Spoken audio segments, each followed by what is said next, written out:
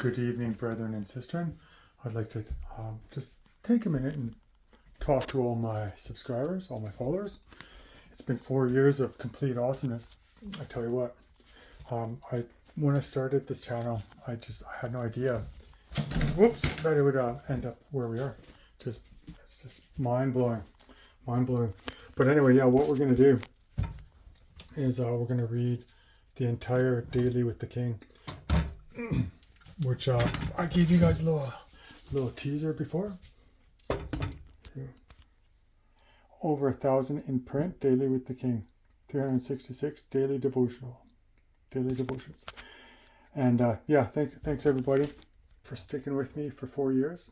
It's been awesome. 4 years of greatness. Probably the best ever. We've had some ups, we've had some downs. But yeah, so the way that the video came into effect, my channel, Sarah O'Connor, was that 4 years ago I had a pretty major life-altering event with my ex-wife. Well, we're separated right now, and her boyfriend. He's living in my house with her now because he assaulted me in my house 4 years ago, and I defended myself, went to court, and I was found not guilty because I defended myself. If someone attacks you in your house, you're allowed to defend yourself. But anyway, long story short, I was baptized in May of 2019, and then I was living with my buddy, and he had a young son named Ewan. Ewan was awesome. He was my roomie. We slept in like beds beside each other in the same room. It was awesome. So he wanted to make do a little channel. I had no idea what to do, so I looked it up, figured out what to do, and then boom! I think it might be one of the biggest channels on the World Wide Web. That's what I'm thinking. But anyway, so me and Ewan, we made these awesome videos, and it's just blew up. Never thought being viral would be so awesome. It's had such an impact on my life. I don't know how Green Bear does it, auto opera. But yeah. But so 4 years ago, it was terrible. I was on permanent disability because I had broken my back in '97, and the pain in my legs just kept getting worse and worse. This is kind of a long stories, so I'll try and I'll get back to it. You guys put them in the if you have comments or whatever, if you want to know more about anything. But anyway, in 1997, I broke my back. I was paralyzed, crushed my spinal cord, so I wasn't able to walk. It wasn't cut or anything. It was just squished because the L2 vertebrae was burst. L2 vertebrae burst into like tons of pieces, and then one piece compromised 70% of my spinal canal, and the other one, another piece of vertebrae bone compromised. So what was it, 85%? No, it was 90%. It's been 25 years, a long time. But anyway, after a 7-hour operation, they got all the bones and everything out. And I don't know. I don't want to get into that right now. But anyway, so the accident changed my life because I had just turned 24. And I was going to for the BC Wildfire Unit cruise, and I passed all the physicals and everything. This was the summer of what year? 97. So I passed everything. I was getting ready to go do it, and then I got up. I was fighting fires for Peter Miller as well at the time. He was a contractor in Clearwater. Peter Miller, he has since passed away. Rest in peace. But anyways, about 10 o'clock at night, I was on call, so I got a call to go back. I was living in Kamloops at the time, and that's when my dad, Joe Watson, was alive, and he owned a house in Clearwater. So I drove from. I was going to drive. My plan was to drive from Kamloops to Clearwater, and then I'd sleep at my dad's house, and then in the morning I'd go firefighting with Peter Miller. It never happened. That never occurred. And yeah, so it was a dark and stormy night when suddenly No, it was a really dark night. You know, one of those nights where there's like no there's you can't see the moon. It's just dark, dark, dark night. Anyway, so I was going north. And I was at Little Fort. Clearwater people know where Little Fort is. About 20 kilometers south of Clearwater. And then all of a sudden, I was driving in a what was it, 85 Honda Civic. So I'm going south, and then there's a straight stretch, and semis were coming. There's a semi with his bright lights on. Um, so I was going, the speed limit there's 100, so I was going about 110 in a little Honda Civic. And his bright lights are on. They're going so bright, so you know how you look at the white line. So I'm looking at the white line, and all of a sudden I see what looks like a garbage bag, and then boom! I had no time to think. Um, and all of a sudden the steering wheel just went zing, and to my right is the North Thompson River, and at that time there was no uh, barriers, because it wasn't until a few years back, Sky Buck and his pregnant wife died there. So then there was they finally erected barriers to prevent people from going into the river. Um, anyway, and then on the right was like a kind of a rock cliff, and that's so what happened was, okay, so the semi's coming towards me, bright lights are on, so you know I'm looking at the white line, and I'm going 100 about 110 kilometers an hour, and he's coming this way. You know, he's going north. I mean south.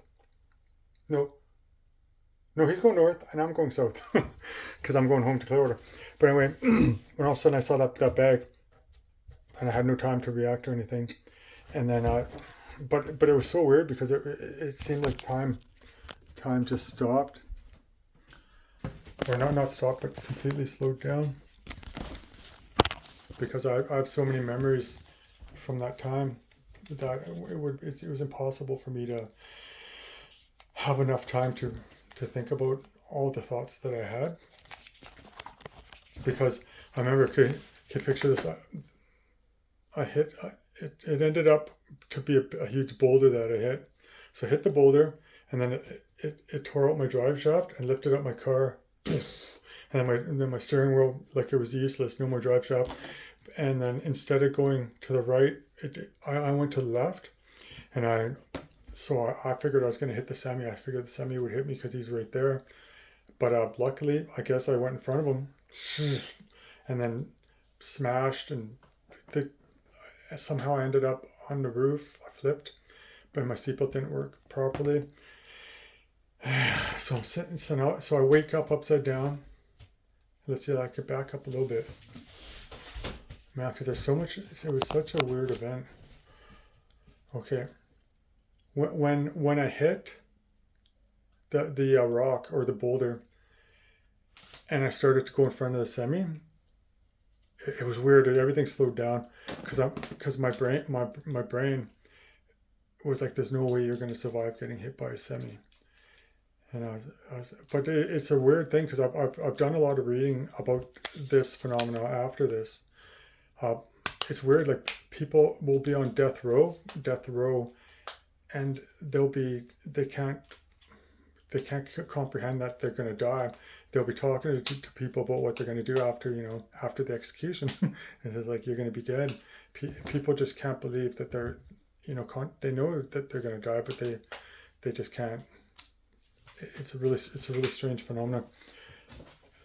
Yeah.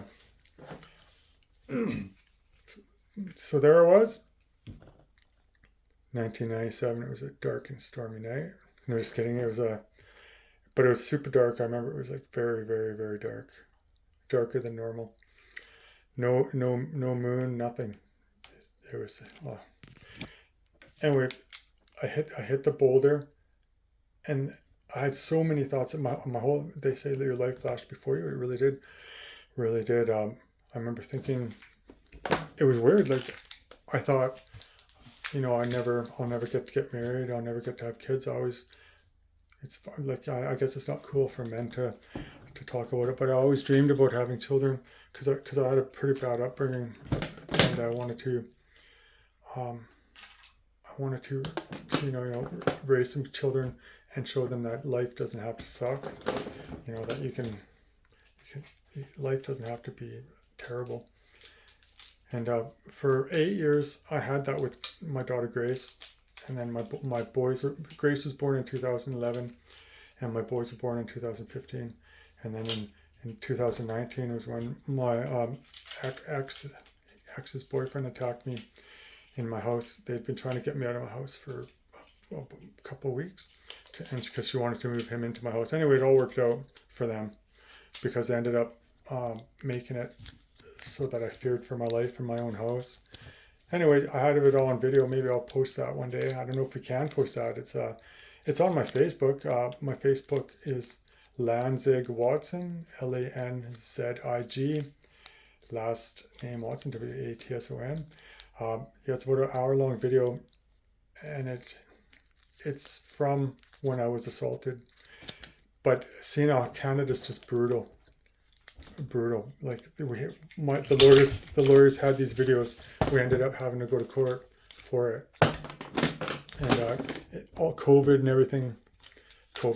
everything was there. So it took about a year and a half for me to get to court. And I don't know if I want to tell this whole story. Long story short, I was exonerated. It was in Canada. I don't know if it's the same in the US, but in Canada you can get transcripts of trials and stuff. Like it was insane. I just can't believe that they weren't that Andre, he was the guy that assaulted me, that he wasn't charged with any crime. But anyway, I was charged with assault with a deadly weapon because I used it, because at the time, this is a pretty crucial point. I was on a permanent disability because of my broken back that I touched on a bit. I still have numbness, tingling, weakness in my legs. And at this point in 2019, I had been off work for a while. I can't remember exactly how long, but I had tried to go. It got so bad at work. The pain was so bad.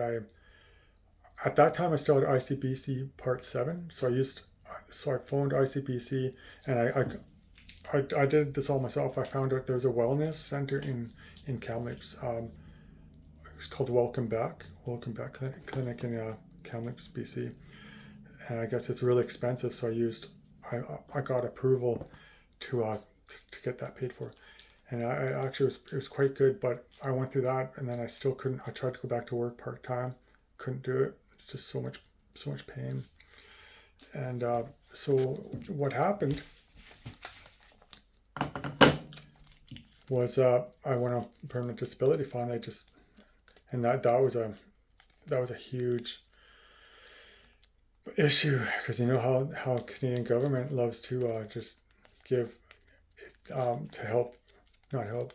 Let's see, it doesn't mind giving away money, throwing money away for stupid stuff like we just got the Trans-Canada pipeline built, and I'll let you Google that, how much they said it would cost and how much it ended up costing.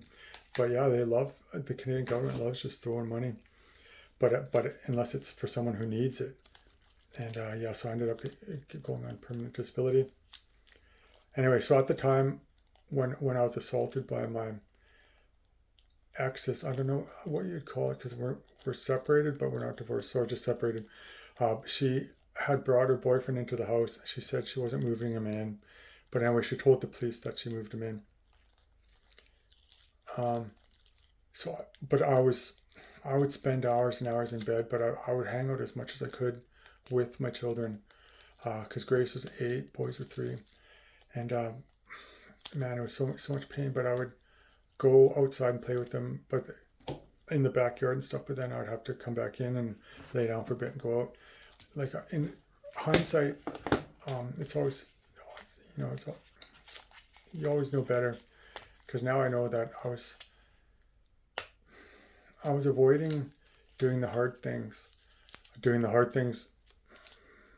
don't know, I just was shut down, because when you have pain in your body, the worst thing you can do is just lay down, because everything tightens up, all your muscles tighten up. everything in my hips, everything seized up, and the pain gets worse.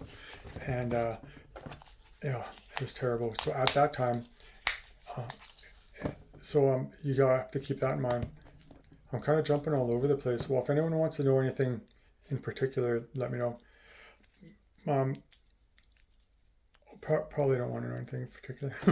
But anyway, so I had an iPad. Long story short, I was videoing him because I have small children, and they were talking about there's a huge. They've been partying all day and all night, all week.